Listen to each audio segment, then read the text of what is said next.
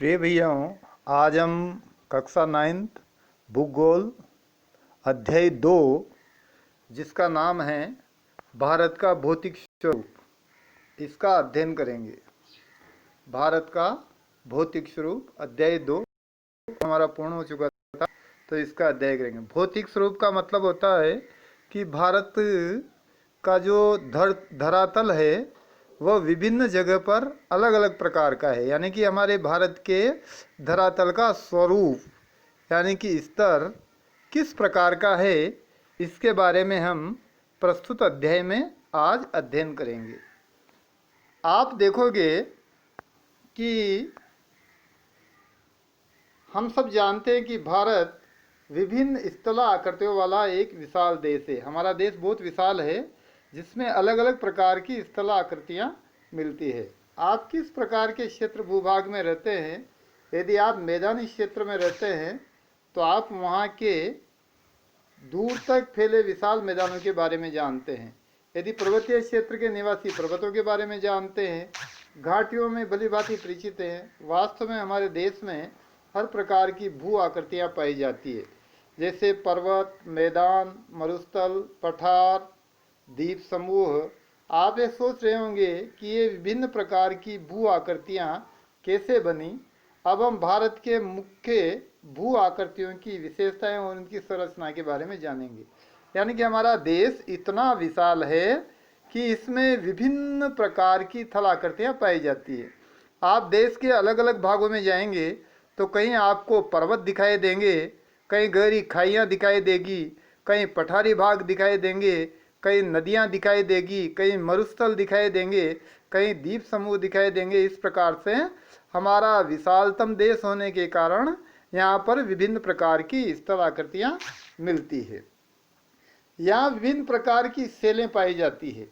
सेलें का मतलब चट्टानें पाई जाती है, जिनमें कुछ समांतर तरह की कठोर होती है, जिनका प्रयोग ताजमहल के निर्माण में हुआ है। यानी कि कठोर चट्टानें जिनसे ताजमहल बनाया गया है। कुछ सेल खड़ी की तरफ मुलायम होती है, जिसका प्रयोग टेलकम पाउडर बनाने में किया जाता है। टेलकम नाम का पाउडर ये भी चट्टानों से बनता है।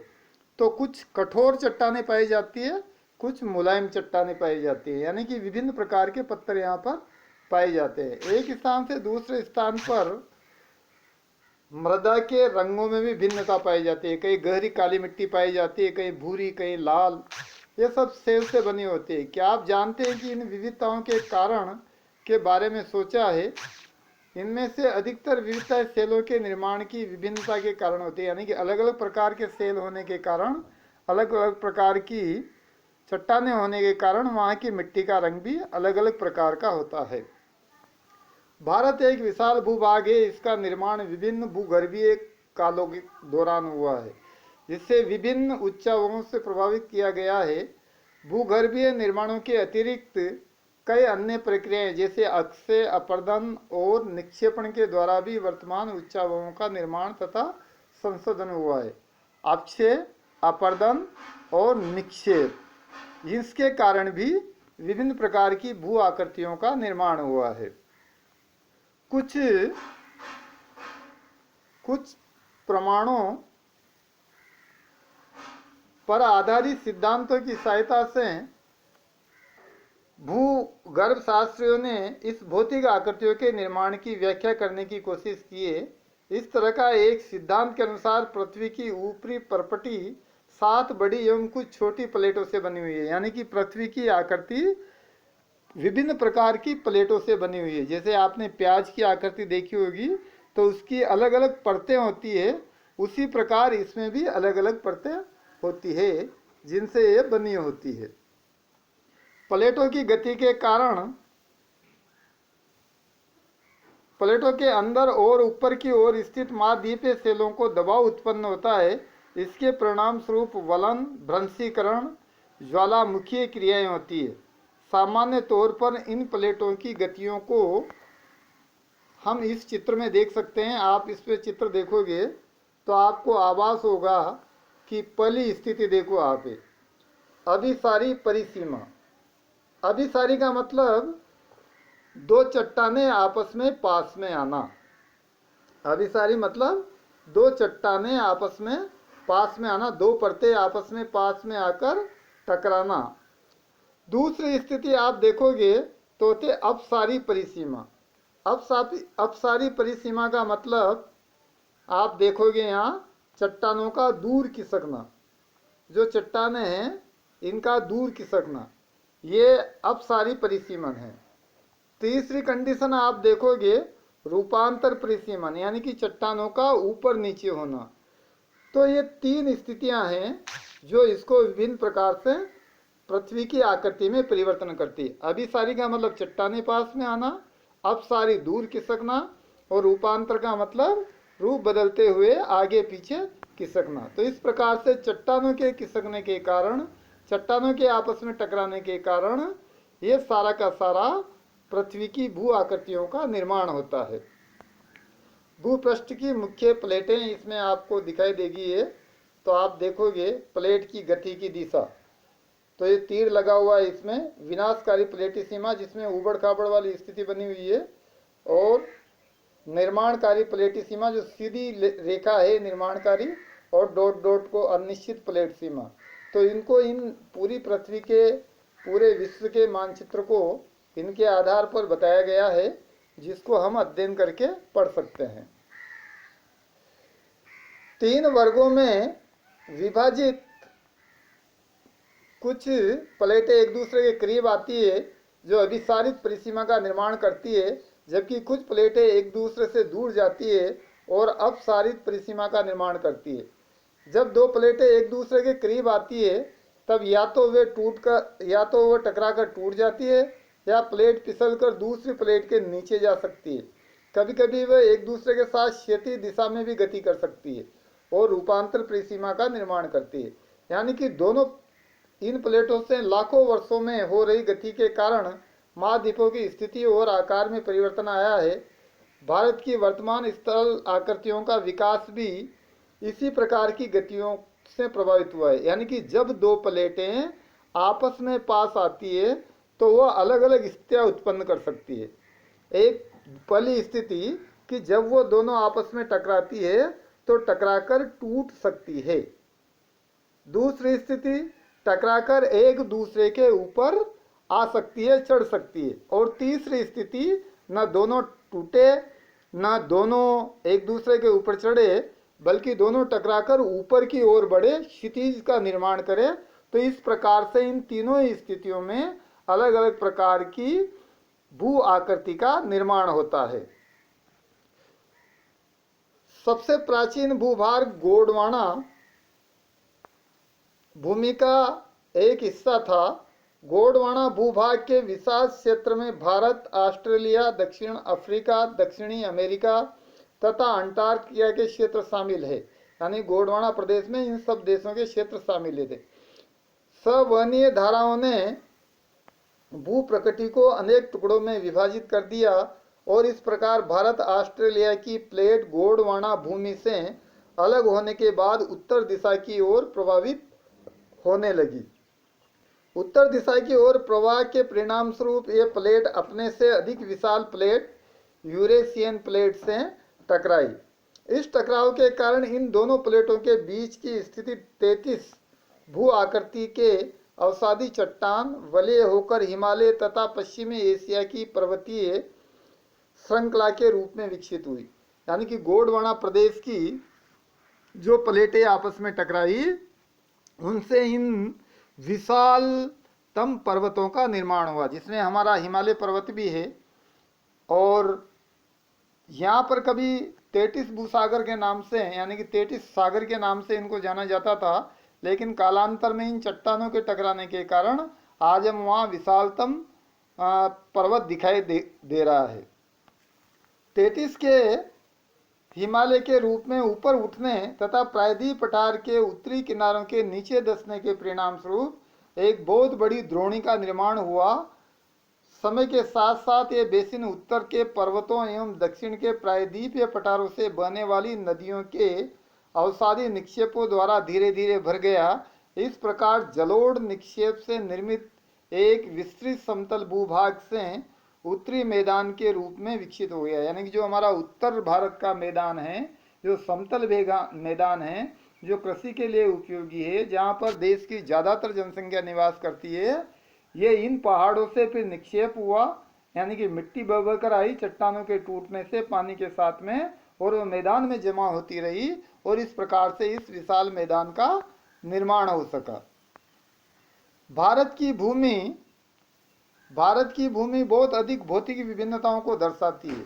भूगर्भीय तौर पर प्रायद्वीपीय पठार पृथ्वी की सतह का प्राचीनतम भाग है।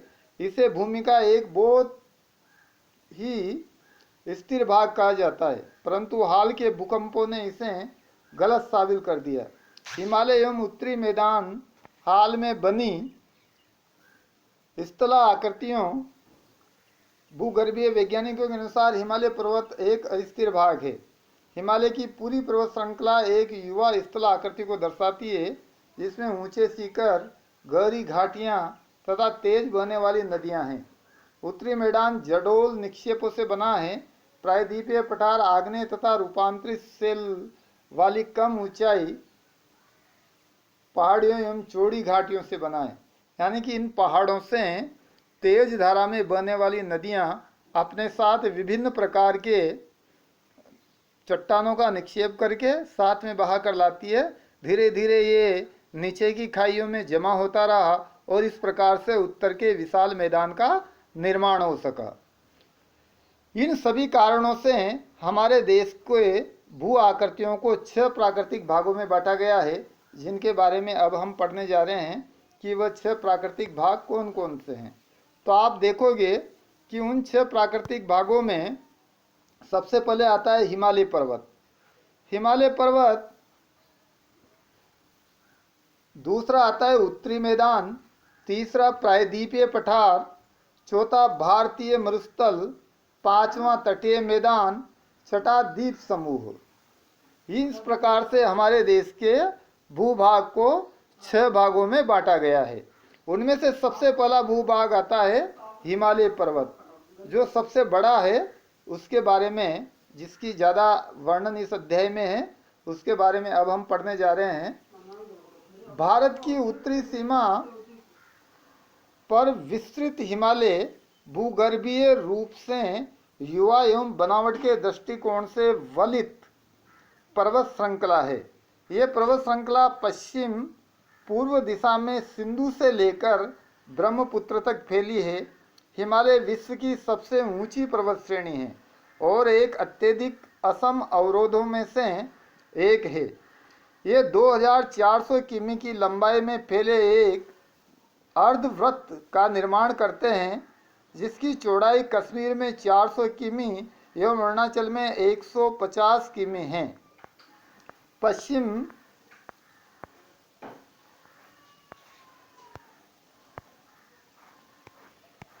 तो इस प्रकार से इसकी लंबाई और चौड़ाई इस नक्शे में आप देखोगे तो आप देखो, जो कश्मीर का क्षेत्र है इसमें इसकी चौड़ाई ज़्यादा है, 400 किलोमीटर बताई गई है।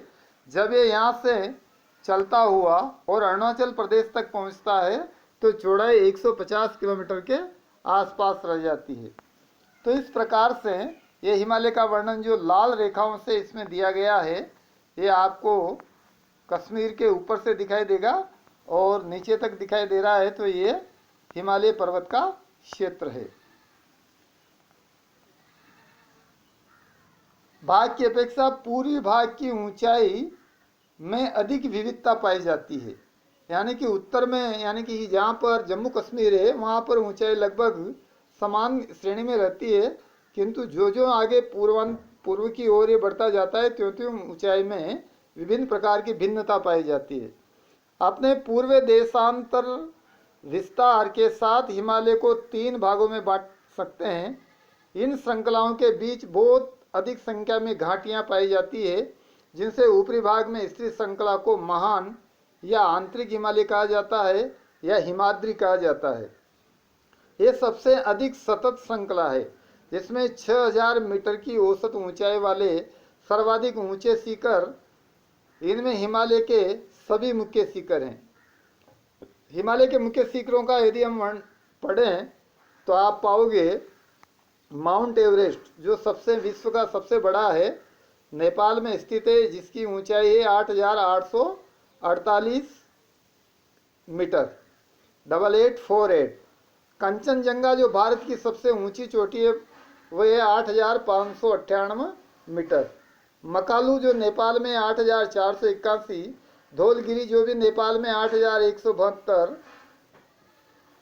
नंगा पर्वत 8,126 भारत में, अन्नपूर्णा नेपाल में 8,078, नंदा देवी भारत में 8,717, कामेट भारत में 7,756, नामचा बरुआ भारत में 7,756, गरुआ मंदाल नेपाल में 7,728। मान हिमालय के वलय आकृति असममित है। हिमालय के इस भाग को क्रोड ग्रेनाइट का बना है।